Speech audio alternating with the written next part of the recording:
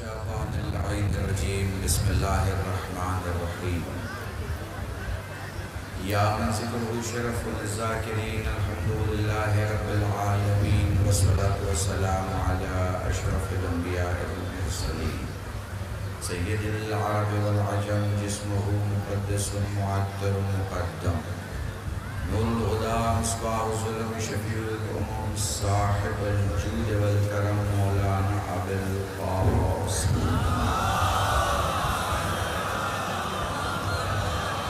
علیہ الطیبین الطاہرین المعصومین المظلومین وشفیع المذنبین اما بعد فقد قال اللہ سبحانہ وتعالی فی القرآن الکریم بسم اللہ الرحمن الرحیم وما تشاءون الا ان یشاء اللہ صلوات پڑھیں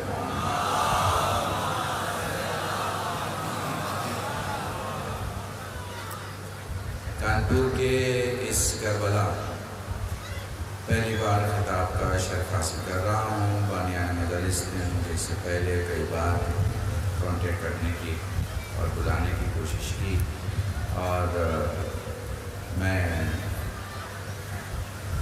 حاضر نہیں ہو سکا چونکہ الگ الگ پروگرام ہونے کے سبب. ہوا تیز ہے، ہو سکتا ہے اچانک میں دھوپ بھی ہو سکتا ہے اچانک میں بارش بھی. علی والا کہتے ہی اسے ہیں جو اپنی جگہ نہ بدلے. تقریر شروع کروں اس سے پہلے اسٹیج پہ بیٹھے ہوئے کانپور کی معزز شخصیتوں میں سے ایک امیتابھ واجپئی صاحب جو اس وقت جیسا کہ مجھے بتایا گیا MLA اور MLA نہ بھی ہوں MP نہ بھی ہوں، حسین کی بارگاہ میں ہیں تو ہمارے لیے ٹھیک ہے. میرے دو چھوٹے بھائیوں نے بے پناہ مجھ سے گزارش کی کہ اس مجلس میں حاضر ہوں. مجھے محسوس ہو رہا ہے آپ کافی بے چین ہیں اور بہت دیر سے سن بھی رہے ہیں، گرمی میں بیٹھے بھی ہوئے ہیں.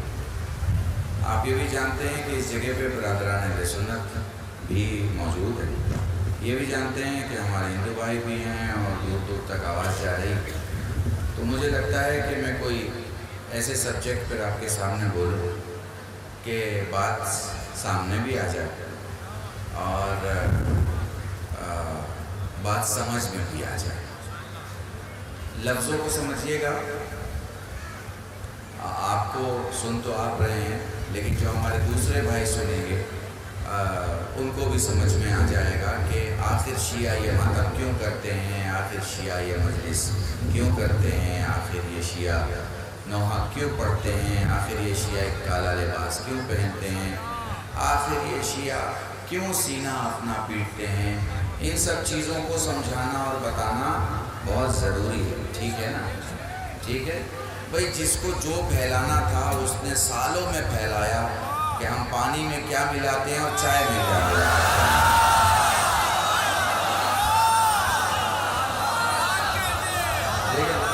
ٹھیک ہے. جو پڑھ رہا ہوں جو کہہ رہا ہوں اسے سمجھنا. سلامت رہو، سلامت رہو، زندہ رہو، آباد رہو، اشارے کو سلامت رہو، سلامت رہو. تو علی مولا، علی مولا، علی مولا، علی مولا، علی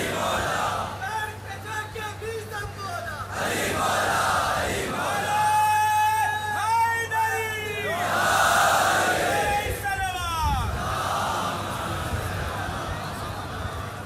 ٹو بی کلیئرفائی بہت ضروری ہے یہ بتانا اپنے آنے والے نوجوانوں کو، اگلی نسلوں کو، اگلے آنے والے تعزیہ داروں کو جو اپنے کندھے پر حسین کا تعزیہ اٹھاتے ہیں. ایک جملہ کہوں پھر آگے بڑھ جاؤں، سارا کلیئرفیکیشن اسی میں ہو جائے گا. بھائی امیتابھ بھائی، امام حسین کو اگر ہم بھارتیہ بھاشا میں کچھ کہنا چاہیں تو یہ کہیں گے کہ وہ کربلا کے راج سنہاسن پر راج کرنے والے مہاراج. تیری بپتا کی کہانی سن کر ہندوؤں کی گنگا بھی پانی پانی ہو گئی. عجیب ذات ہے حسین کی، کچھ زیادہ نہیں کم لفظوں میں حسین وہ پاسپورٹ ہے، حسین وہ پاسپورٹ ہے جس کے بعد دنیا کے کسی ملک کے ویزے کی ضرورت نہیں ہوتی۔ میں ابھی ثابت کرتا ہوں، 10 محرم تھا نا تمہارے یہاں، تعزیہ اٹھی نا، تو کانپور کی تعزیہ سنی نے اٹھائی، ہندو نے اٹھائی، دلت نے اٹھائی، شیعہ نے اٹھائی، کہاں لے کے گئے؟ کہاں لے کے گئے؟ کربلا لے کے گئے نا۔ لکھنؤ میں اٹھی، کہاں لے کے گئے؟ کربلا لے کے گئے نا۔ دلی میں تعزیہ اٹھی، کہاں لے کے گئے؟ کربلا نا۔ احمد آباد میں اٹھی، کہاں لے کے گئے؟ کربلا نا۔ بمبئی میں اٹھی، کہاں لے کے گئے؟ کربلا نا۔ بھارت کے 4,80,000 گاؤں میں تعزیہ اٹھی، کہاں لے کے گئے؟ کربلا نا۔ ان سے پوچھو کہاں لے کے جا رہے ہو تو وہ کہتے ہیں ہم دفن کرنے جا رہے ہیں۔ ان سے پوچھو بھائی دفن کرنے تو قبرستان جاتے ہیں، تم کربلا کیوں جا رہے ہو؟ تو پلٹ کے بتائیں گے جو جی کے مر جائے قبرستان جاتا ہے، جو مر کے زندہ ہو جائے۔ سلامت رہیں، سلامت رہیں۔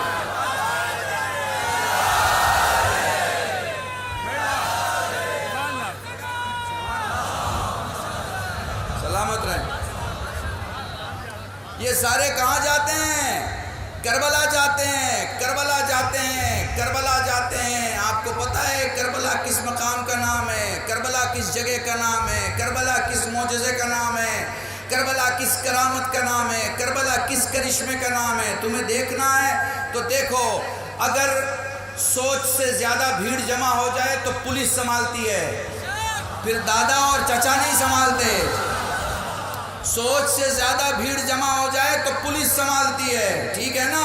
اس سے بھی زیادہ بھیڑ جمع ہو جائے تو آرمی کے آفیسر سنبھالتے ہیں۔ سمجھ میں آ رہے ہیں نا بات؟ یعنی گھر میں کم مجمع ہو تو بڑے سنبھالتے ہیں، بڑا مجمع ہو تو پولیس سنبھالتی ہے، اس سے بڑا مجمع ہو تو آرمی کے جوان سنبھالتے ہیں۔ چلو میں تمہیں نجف سے لے کے کربلا کے راستے میں جاتے ہوئے حسین کے عاشقوں کو دکھاتا ہوں۔ نہ کوئی پولیس دکھائی دے گی، نہ کوئی آرمی آفیسر دکھائی دے گا، اس لیے کہ کوئی سنبھالنے والا پردے میں موجود ہے۔ مل جل کے درود پڑھے محمد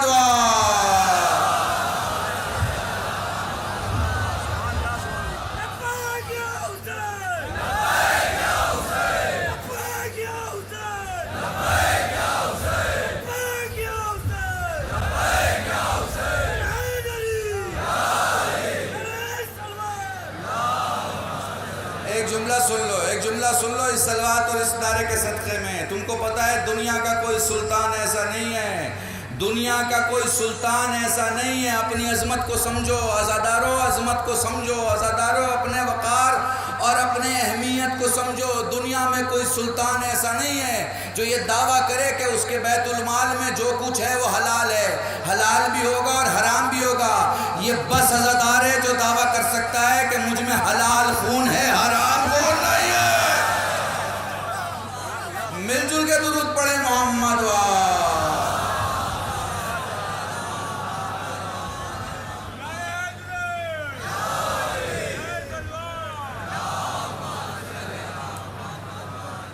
یاد رکھو میرے عزیزو، یاد رکھو، یہ جو تمہارے پاس فلسفہ ہے، یہ جو تمہارے پاس توحید ہے، یہ جو تمہارے پاس نبوت ہے، یہ جو تمہارے پاس امامت ہے، یہ جو تمہارے پاس کربلا کی شہادت ہے، اس سب کا مقصد ایک ہے، انسانیت کی حفاظت، انسانیت کی حفاظت اور انسانیت کی حفاظت۔ ہم مجلس میں کسی سے نہیں پوچھتے کہ تم کون ہو، حنفی ہو، مالکی ہو، شافعی ہو، حنبلی ہو، ہندو ہو، دلت ہو، برہمن ہو، کہاں سے ہو، کدھر سے ہو، کہاں سے آئے ہو، ہمارا کوئی سوال نہیں ہوتا۔ ہمیں معلوم ہے کہ جو بارگاہ حسین میں آ جائے اور فرش عزا پہ بیٹھ جائے، کنفرم ہے کہ وہ یزیدی نہیں ہوگا۔ بس میرے عزیزان، بہت لمبی تقریر ہو جائے گی اور آپ بہت دیر سے کھڑے ہیں، دور دور تک سری سر ہے، مائیں بہنیں بھی ہیں، بھیڑ کافی ہے، مجمع بہت ہے۔ کسی عالم کو اس بات کا خود خیال اور کسی مقرر کو اس بات کا خود خیال رکھنا چاہیے کہ جو مجمع کھڑا ہے اس میں کوئی بوڑھا بھی ہو سکتا ہے، کوئی شوگر کا مریض بھی ہو سکتا ہے، کوئی ہارٹ کا پیشنٹ بھی ہو سکتا ہے، کوئی پریشان بھی ہو سکتا ہے۔ وہ اپنی ساری پریشانی بھول کے حسین کی بارگاہ میں بیٹھا ہے۔ تو ہر حسینیوں کی یہ ذمہ داری ہے، اس کے پیاس کا خیال رکھے، اس کے بھوک کا خیال رکھے، اس کی تکلیف کا خیال رکھے۔ موسم کے حالات آپ دیکھ رہے ہیں، انشاءاللہ پھر کبھی آیا تو کسی موضوع پر آپ سے بات ہوگی۔ ابھی بس کم لفظوں میں اتنا، یہ میرے جوان جو کھڑے ہیں، اب میں مصائب کی طرف جانا چاہتا ہوں، اس سے گزارش ہے بیٹھ جائیں، یہاں سے لے کے اس دروازے تک بیٹھ جائیں۔ جو مجلس دیکھنے آئے ہیں وہ کھڑے رہیں، جو سننے آئے ہیں، جن کی ماں نے مجلس میں بیٹھنا سکھایا ہے، جنہوں نے شب جمعہ کی مجلسوں میں، تم زمین تو بالکل نہ دیکھو، اور تمہیں زمین اگر تکلیف میں محسوس ہو بیٹھنے میں تو کربلا کی زمین یاد کر لو۔ ویسے بھی تو کربلا میں بیٹھے ہو نا، ویسے بھی کربلا میں بیٹھے ہو۔ ہاں علی پاس میرے خیال سے مصائب کے لیے بتایا گیا کچھ، کس کے مصائب پڑھنے ہیں، کچھ بتایا کسی کے ہیں؟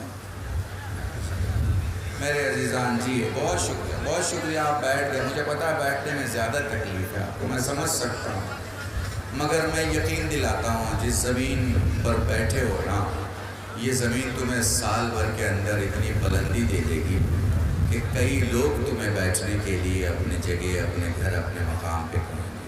آرام سے بیٹھ جاؤ، بڑا احترام ہے، جہاں مجلس ہو جائے وہاں بیٹھنے کا بڑا احترام ہے۔ چلو ایک واقعہ سنا دیتا ہوں کہ مصائب کے پہلے منال کہتے ہیں کہ ہم مولا سے مصائب سن رہے تھے، مولا نے کسی سے کہا تو بیان کر، وہ بیان کرنے لگا، ہم نے دیکھا کہ ہم سب رو رہے ہیں، اچانک ہم نے دیکھا ہمیں مولا دکھائی نہیں دیے، ہم دوڑ کے باہر آئے، ہم نے صحن میں دیکھا مولا سب کی چپلیں سیدھی کر رہے ہیں، مولا سب کی چپلیں سیدھی، ہم نے کہا مولا ہمیں معاف کریں، ہم شرم سے مر جائیں کہ مولا ہم کس طرح کھڑے ہو پائیں گے آپ کے سامنے، آپ یہ کیا کر رہے ہیں؟ فرمانے لگے منال یہ بتا تو کس کے بابا کو رو رہا تھا؟ مولا آپ کے بابا کو اور اپنے امام کو۔ تو کہا تو میرے بابا کا عزادار ہے نا، تو پھر میری ذمہ داری ہے میں دنیا والوں کو بتاؤں کہ تیرا معیار کیا ہے، تیری بلندی کیا ہے۔ میں نے اسی لیے آپ سب کو بٹھا دیا، بیٹھ جاؤ، وہ جو میرے سامنے کھڑے ہیں اگر وہ مومنین میں سے ہیں بیٹھ جائیں، اگر دیکھنے آئے ہیں کوئی پروگرام تو کوئی مسئلہ نہیں ہے، ضرور کھڑے رہیں، کوئی مسئلہ نہیں ہے، یہاں سب کو اجازت ہے، جو جیسے چاہے رہ سکتا ہے، تمہیں پتہ ہے تم بیٹھ کے کھڑے ہو جاؤ گے، کھڑے ہو کے بیٹھ جاؤ گے، مگر وہ جو 4 سال کی سکینہ تھی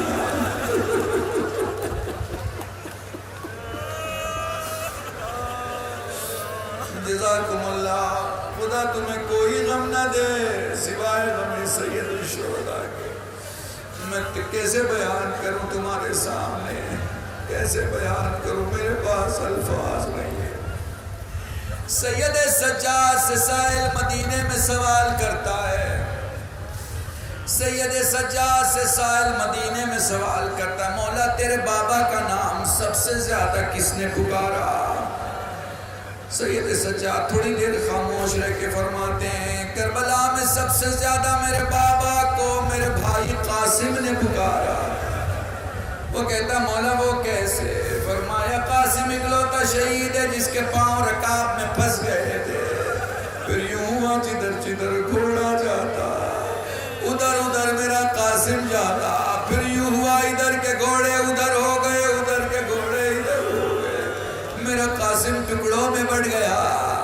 فارسی کے ایک شاعر نے ایک تصور دیا ہے، اگر محسوس کر سکو تو محسوس کر لینا، وہ حقیقت کے بہت قریب جو واقعہ ہے اس کے بہت قریب کے کچھ شعر کہتا ہے، اس کے معنی تمہیں بتا رہا ہوں۔ وہ بے چینی کو دکھاتا ہے حسین کے، حسین قاسم کو دیکھ کے کتنا بے چین تھے۔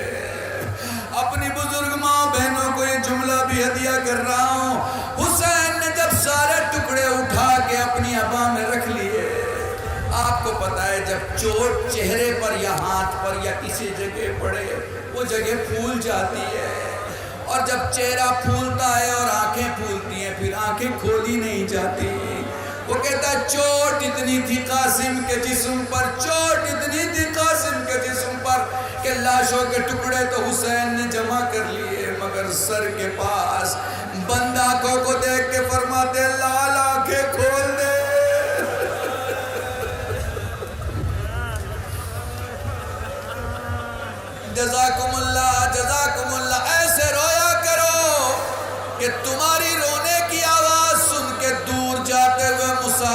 یہ یقین ہو جائے کہ تمہارا کوئی مر گیا۔ جزاکم اللہ، جزاکم اللہ۔ سید سجاد سے کسی نے سوال کیا تھا مولا کیسے روئیں؟ فرمایا آنسو کا وہ قطرہ جو آنکھوں میں رہ جائے مومن کا، جو آنکھوں سے باہر آئے صالحین کا، جو داڑھی کے بال تک آئے انبیاء کا، جو سینے تک آئے ہم اماموں کا۔ اے مولا جس میں آواز بلند ہو جائے، فرمایا میری دادی فاطمہ زہرا، اس لیے جب بھی رویا کرو بآواز بلند رویا کرو۔ یہ نہ دیکھا کرو تمہیں کون دیکھ رہا ہے، بس یہ یقین رکھا کرو نبی کی بیٹی رومال لے کے کھڑی ہے۔ جزاکم اللہ، جزاکم اللہ۔ آرام آرام سے پڑھ رہا ہوں، آرام آرام سے پڑھ رہا ہوں، میں پڑھ کے چلا جاؤں گا، تم سن کے چلے جاؤ گے، مگر ایک ماں مجلس میں موجود ہے جس کے ایک ہاتھ میں رومال ہے، دوسرا پسلیوں میں ہے۔ جزاکم اللہ۔ میں تمہیں کیسے بتاؤں؟ سید سجاد سے پھر دوسرا سوال کیا گیا، دوسرا سوال کیا گیا، مولا یہ بتائیے آپ کے بابا کے لیے سخت ترین منزل کون سی تھی؟ بڑی دیر تک خاموش رہ کے فرماتے ہیں میرے بابا کے لیے سخت ترین منزل تھی علی اصغر کو گود میں لے کے کھڑا رہنا۔ وہ کہتا ہے مولا عباس کے بازو تیرے بابا نے اٹھائے، اکبر کے سینے سے برچھی کا پھل تیرے بابا نے نکالا، پھر آپ نے علی اصغر کا تذکرہ کیسے کیا؟ فرمایا تو نے انصاف نہیں کیا، شریعت کا اصول ہے جب کوئی آخری ہچکی لے اسے 2 گھونٹ پانی ضرور دینا چاہیے۔ کربلا میں جس نے آخری ہچکی لی میرے بابا نے گردن موڑ لی، چونکہ پلانے کے لیے پانی نہ تھا، مگر جیسے ہی میرے علی اصغر نے آخری ہچکی لی میرے بابا نے گردن موڑنا چاہی، اصغر نے ہاتھوں کو اٹھا کے کہا بابا گردن نہ موڑ، بابا میرا سلام لے لے، بابا اماں سے کہنا میں نے ہنس کے تیر کھایا۔ بڑی دیر تک روتے رہے، بڑی دیر تک روتے رہے، پھر فرمایا تو نے سوچا نہیں عباس کا بازو ضرور اٹھایا مگر کٹتے نہیں دیکھا، سینے سے برچھی کا پھل ضرور نکالا لیکن لگتے نہیں دیکھا، قاسم کے لاشوں کے ٹکڑے ضرور اٹھائے مگر ٹکڑے ہوتے نہیں دیکھے، علی اصغر اکلوتا شہید تیر چلتے بھی دیکھا لگتے بھی دیکھا، من الوزن الالوزن، تیر کا ایک حصہ کان کے اس حصے سے اس حصے میں، دوسرا حصہ گردن کے اس حصے سے اس حصے میں، تیسرا حصہ پسلیوں کے اس حصے سے اس حصے میں، جیسے ہی تیر اٹھایا علی اصغر ساتھ کے ساتھ بلند ہوئے۔ جزاکم اللہ، جزاکم اللہ۔ بس آخری جملہ مصائب کے گریہ ہو چکا، آخری جملہ مصائب کے اور مجلس تمام ہے۔ میں تمہیں کیسے بتاؤں حسین نے کیسے گزارا کربلا میں سارا وقت، حسین نے کیسے سنبھالا، ہاں گھوڑے پہ سوار ہوئے، ہم میدان میں آئے، چاروں طرف سے تیر و تبر کی بارش ہوئی، 82 بار حسین نے اٹھنے کی کوشش کی مگر حسین نہیں اٹھ سکے۔ اب میں جو تمہیں سنانے جا رہا ہوں تمہارا سینہ پھٹ جائے گا، تمہیں یقیناً اپنے امام کو فرصت دیتے وقت اس بات کا احساس ہوگا تم نے تو صرف روایت سنی ہے، اکبر کو گھوڑے سے گرتے نہیں دیکھا۔ جزاکم اللہ، جزاکم اللہ۔ حسین دنیا سے چلے گئے، میرے جو سنی بھائی بیٹھے ہیں جو ہندو بیٹھے ہیں انہیں ہدیہ کر رہا ہوں، شمر سے یزید نے شام میں سوال کیا تو نے حسین کو کیسے مارا، تو نے حسین کو کیسے مارا؟ وہ کہتا میں نے حسین کو 12 یا 17 ضربوں میں مارا۔ وہ کہتا کہ تیری تلوار تیز نہ تھی، وہ کہتا تلوار تو تیز تھی مگر تجھ سے انعام لینے کے لیے راستے کے پتھروں پہ تلوار مار مار کے میں نے دھار کو کند کیا، میں نے حسین کو ذبح نہیں کیا، میں نے حسین کو نہر کیا۔ ذبح میں چھری سامنے گردن پہ چلائی جاتی ہے، نہر میں تلوار گردن پہ ماری جاتی ہے۔ وہ پوچھتا بتا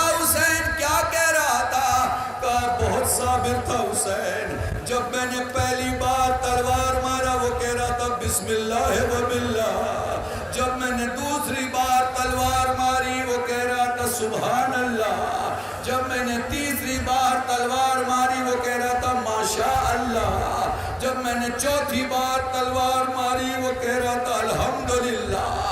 12 ضربوں تک حسین حمد الہی کرتا رہا، جب میں نے 13ویں ضرب ماری وہ کہہ رہا تھا نانا سلام، جب میں نے 14ویں ضرب ماری وہ کہہ رہا تھا اماں سلام، جب میں نے 15ویں ضرب ماری وہ کہہ رہا تھا بابا سلام، جب میں نے 16ویں ضرب ماری وہ کہہ رہا تھا بھیا حسن سلام، میں 17ویں ضرب مارنے کو تیار